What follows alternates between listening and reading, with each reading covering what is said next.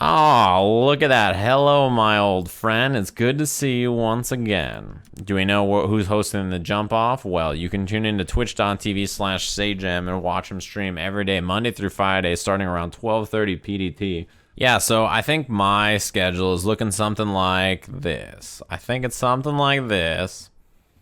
And then something like this for Friday. And then Saturday, I think it's more of the same for me. It's more of ye olden jump off, some other stuff. What is the jump off? All right, let me make a pitch for the jump off. Every year I do like a series of tweets where I discuss what the jump off is. And I work on the jump off every year at Evo since it's been announced. It's been like a project that we've all worked on together, and it's been used at different events since Evo, right? Evo was the first time that the jump off existed. So my recommendation for when you're watching Evo is to know what you want to watch. If you're a fan of Tekken, if you're a fan of Mortal Kombat, if you're a fan of Smash Ultimate, whatever you're interested in, I would pull up that stream. And the jump off is a stream that is really built to guide you around all of the things that are happening at Evo while they're happening at the same time and jump around between them, right? So if you think about kind of like the ESPN red zone that they usually do, where there's multiple football games occurring at the same time, and the commentators are on there and they're like, all right, so we tune into the Chiefs game here and they're kicking a field goal to see what happens, but we're going to actually jump over where there's been a fumble in the Rams game that's happening right now, and you can see on here that they got, this is happening here, and now they got a third down, and they're going to see if they can do it, and then you jump to the next thing. It's like, all right, well, it's third and long here to see if they can get this. They're on the 40, so if they don't make it, it's going to be a kick. Like, that's kind of like the style of the red zone. It's the same thing with the jump off here. The jump off is built to kind of jump around between all of the different streams that are happening at Evo and highlight all the big moments. So you put 4 people on a desk. You put like me, Steve, Rip, and TK Breezy. And the 4 of us are just chilling on the desk. And while we're there at like the 10 a.m. shift, we go over to Super Smash Bros. Ultimate. I'm like, TK, we're watching Super Smash Bros. Ultimate, and I see Snake. I fucking love Snake. Snake is sick, dude. What do you think about Snake? And TK Breezy's like, man, Snake is fucking tight. He's cheap in this game. We got MVD here. MVD, he's just throwing up bombs. Damn, combo off the C4 into the drone. Okay, I see you. And then we jump on over and Tekken 7 comes out. And Tasty Steve's like, oh shit, I love this music. Wow, wow, wow, wow, boom. And then we get it. And he's like, oh shit, the sidestep hop kick. And then Steve starts telling us about Tekken 7 and who's going to win Tekken 7 this year at Evo. Then we jump over into, Dragon Ball Fighters. And I'm like, oh shit, I love Dragon Ball Fighters. So yeah, as you can see on the screen here, Sonic Fox is playing. He is one of the favorites to do well here, but he's down 0-1 in this bracket, which is crazy, crazy for us to see here.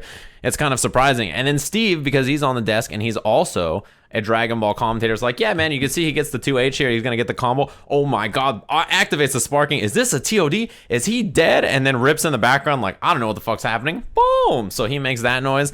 And then we jump on over to, Under Night In Birth. And I'm like, oh yeah. So you can see here that we have on screen Clear Lamp here is playing in pools.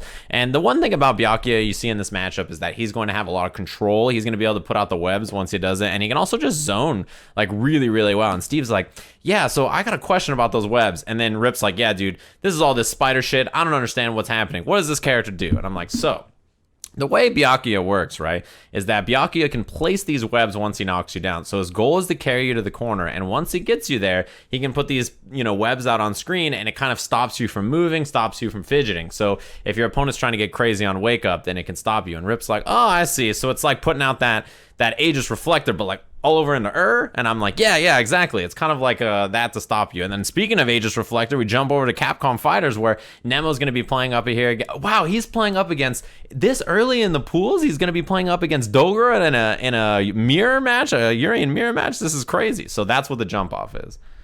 That's my short description or example of how the jump off works. The jump off at Evo is designed to move you from screen to screen, from place to place, and give you kind of an overview of all the great things that are happening at Evo. And the thing about it is a very fast-flowing stream. They have all of the screens available at once to jump from, and you have Spooky or whoever's running the stream on there, and Spooky knows what the fuck he's doing, so Spooky's looking at it, and he's like, oh shit, we got a great Dragon Ball match. He gets in our ears, hey guys, we got a great Dragon Ball match. It's going to be coming up next. We're going to go to it. Boom, we jump to the Dragon Ball match. We're like, this shit's sick. And the point of the jump off is for the people to ask questions and explain things. So I can be like, hey, I'm watching Tekken 7, I'm on here with Rip, tell me what the thing, what the hell's going on with Tekken this year? And Rip's like, the storyline for Tekken this year is this, and this, as we watch this match. So if you're unfamiliar with any of the games at EVO, then Jump Off is really like the way to immerse yourself in it. And the goal is, if you watch the Jump Off, it will prepare you to watch every game at EVO, because the people on there are by design going to explain the game, give you a lot of the mechanics of the game, tell you what characters and what players are really on their radar to do well at the event. So that way, once the top 8 for that comes on, you turn on the top 8 and you're like, oh yeah, I remember during the Jump Off, they taught me, that in Dragon Ball, GT Goku is really good. This little shithead, he's small and he's like really good. He has that pole thing. There it is. I saw that.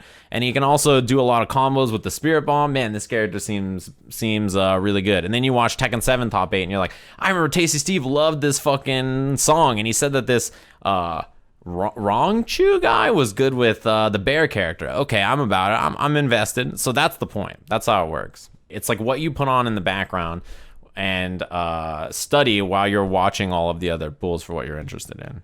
Am I doing the Jump Off because it gives me more chances to segue? I'm doing the Jump Off because I'm comfortable talking about 5 out of the 9 games at EVO.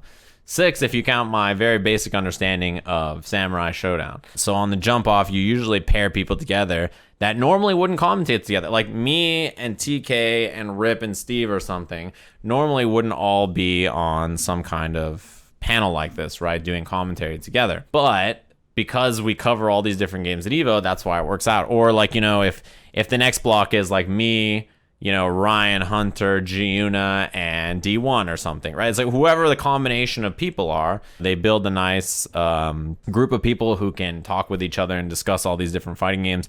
And that's why it's kind of like one of those things where it's like when Street Fighter's on, I'll talk about Street Fighter, but then it goes into, Sam show, and I'm like, hey, Giuna, I see you fucking tweeting about Genjiro. What's with this character? And he's like, oh man, this character's a gorilla. Look at him go. And then he just starts talking about him being a silverback, and then explains like why he's so cheap, why he's so good.